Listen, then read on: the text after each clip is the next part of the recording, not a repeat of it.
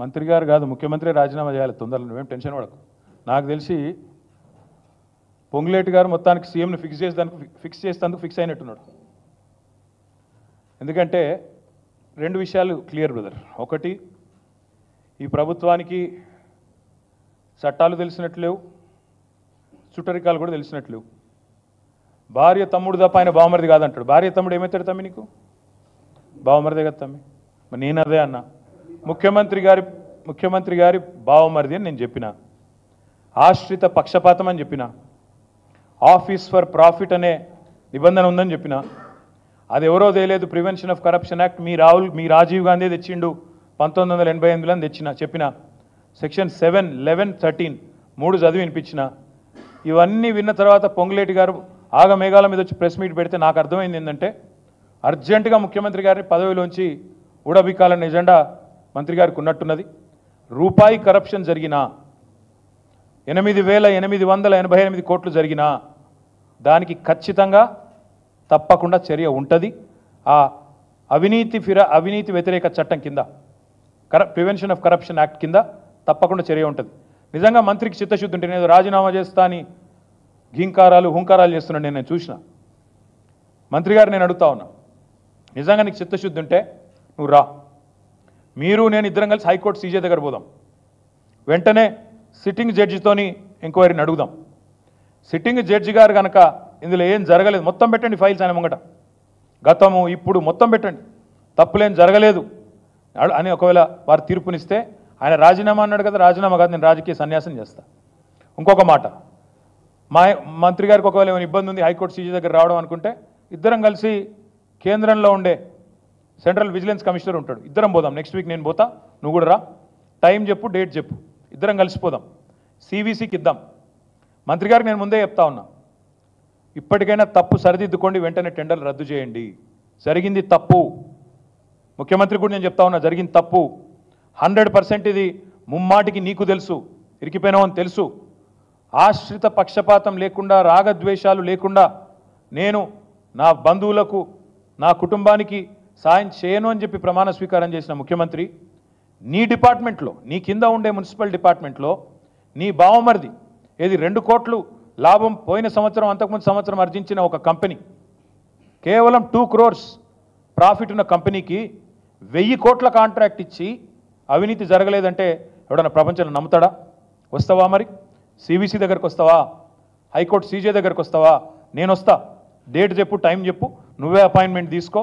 మంత్రి గారికి అంత చిత్తశుద్ధి ఉంటే రా, నేను వస్తా, వాళ్ళ విచారణ మొత్తం ఫైల్స్ పెట్టండి. ఇప్పటికైనా ప్రభుత్వాన్ని నేను డిమాండ్ చేస్తున్నా, సిగ్గు తెచ్చుకోండి, ఇంత బరితెగింపు మంచిది కాదు. స్వయంగా చెప్తున్నాడు ఆయన. నాకు ఆయన గీతా గారి తమ్ముడు, గీతా గారి తరఫున బంధువు అవుతాడు, బంధువు కాదు బామ్మరిదే ఆయన. స్వయంగా ముఖ్యమంత్రి చెప్పిండు, కావాలంటే వీడియో ఉంది, ప్లే చేస్తా. రేవంత్ రెడ్డి గారు స్వయంగా చెప్పినారు, మా మామగారు పద్మారెడ్డి గారు, ఆయన తమ్ముడు మనోహర్ రెడ్డి గారు, ఆయన కొడుకు సృజన్ రెడ్డి గారు అని చెప్పిన వీడియో ఉంది.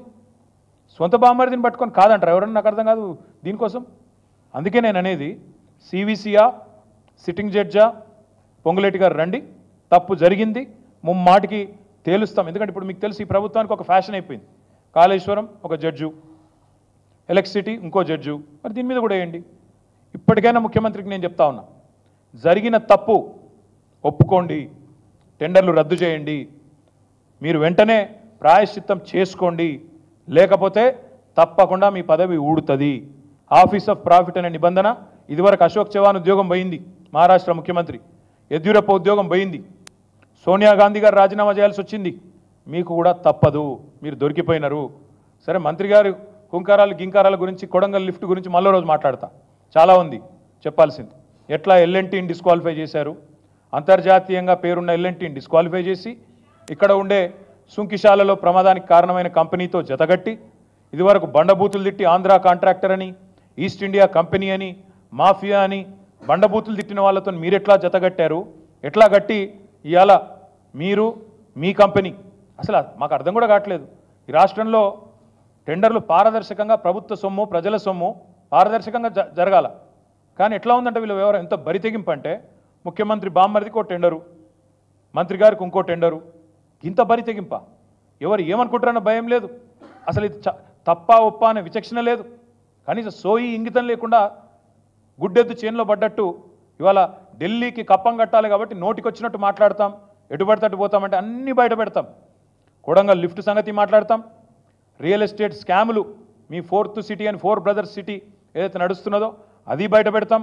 మా పార్టీ నుంచి చేర్చుకున్న ఎమ్మెల్యేలు అన్నీ చూస్తున్నాం, ఒక్కొక్కరికి ఏమేమి జీవోలు ఇస్తున్నారు, కాన్సీమియా గూడ ఏంది, ఎంఎల్ఆర్ మోటార్స్ ఏంది, అన్నీ బయట పెడతాం, ఒక్కటి కూడా ఇడిచిపెట్టాం. మాకు అన్నీ తెలుసు, ఏం జరుగుతున్నదో తెలుసు. 10 ఏళ్ళు ప్రభుత్వం నడిపిన వాళ్ళం, అందులో మాకు కూడా కొంతమంది అభిమానులు ఉంటారు, చెప్తారు, బరాబర్ చెప్తారు. ఎందుకు చెప్పరు? దొంగలు వీళ్ళు దొంగతనం చేస్తున్నారని చెప్తున్నారు, విజిల్ బ్లోవర్స్ ఉంటారు, తప్పకుండా అన్నీ బయటకు వస్తాయి. ఈ ప్రభుత్వం యొక్క భాగోతం అంటే ఎట్లా తయారైనట్టు వీళ్ళు న్యాయస్థానాలను కూడా పిచ్చోళం చేస్తున్నారు. న్యాయస్థానాలను పిచ్చోళం చేస్తారని నాకు అర్థం కాదు.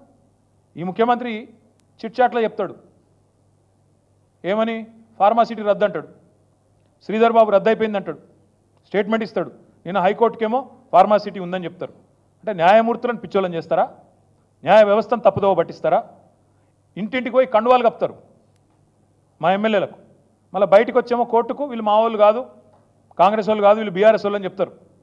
అంటే న్యాయ వ్యవస్థను అంత అవమానించే విధంగా, న్యాయమూర్తుల యొక్క తెలివితేటలను కించపరిచే విధంగా, న్యాయమూర్తులను కూడా అవమానించే విధంగా ఈ ప్రభుత్వం వ్యవహరిస్తూ ప్రజలను, న్యాయమూర్తులను అందరినీ పిచ్చోళ్ళు అనుకుంటున్నారా? బామ్మర్దులకు టెండర్లు ఇవ్వచ్చు, మంత్రులకు టెండర్లు ఇవ్వచ్చు, ఎవడు మాట్లాడొద్దా? ఆంధ్ర కాంట్రాక్టర్లను మీరు బూతులు తిట్టిన వాళ్ళు, మాఫియా అని తిట్టిన వాళ్ళు, ఈస్ట్ ఇండియా కంపెనీ అని తిట్టిన వాళ్ళు, వాళ్ళకు టెండర్లు ఇవ్వచ్చా? ఎవరు ప్రశ్నించొద్దా? ఇది మాట్లాడితే మళ్ళీ రాజీనామా. మేమెందుకు రాజీనామా చేస్తామని నాకు అర్థం కాదు. రాజీనామా చేయాల్సిన దగులుబాజీ ఈ ముఖ్యమంత్రి, ఆయన మంత్రులు. ఎవడైతే అవినీతికి పాల్పడ్డాడో వాడు చేయాలి. మేమెందుకు చేస్తాం? ప్రజల తరపున అడుగుతూనే ఉంటాం, బరాబర్ అడుగుతాం. తప్పకుండా వీళ్ళని ఎండగట్టే విషయంలో మాత్రం వెనక్కి తగ్గకుండా. నేను అంటున్నా కదా బ్రదర్, బిగ్ టీవీ అనేది ఏదో టీవీ నేనేమంటున్నా అంటే రమ్మను, సివిసికి వస్తాడా, సిట్టింగ్ జడ్జి కాడికి వస్తాడా, రమ్మను, కాగితాలు తీసుకొని రమ్మను, నేను కూడా వస్తా, టైము డేట్ ఆయనే ఫిక్స్ చేయమని, అపాయింట్మెంట్ కూడా ఆయనే తీసుకోమను. రాజకీయాల్లో వదిలేస్తాం, మంత్రి రాజీనామా కాదు, మను కాదు. తప్పు జరగలేదు అని ఈయన గిన్న ఒక థర్డ్ పార్టీ గిన్న ప్రూవ్ చేస్తే, నేను ఆయన కాదు కదా, ఒక జడ్జో సివిసో ప్రూవ్ చేయాలి. ఇద్దరు కొట్లాడుకున్నప్పుడు మేమిద్దరమే తెంపుకుంటామే పంచాయతీ పెట్టుమను, నేను వద్దంటలేను. తమ్ముడు మీకు ఒక చిన్న విషయం చెప్పాలి.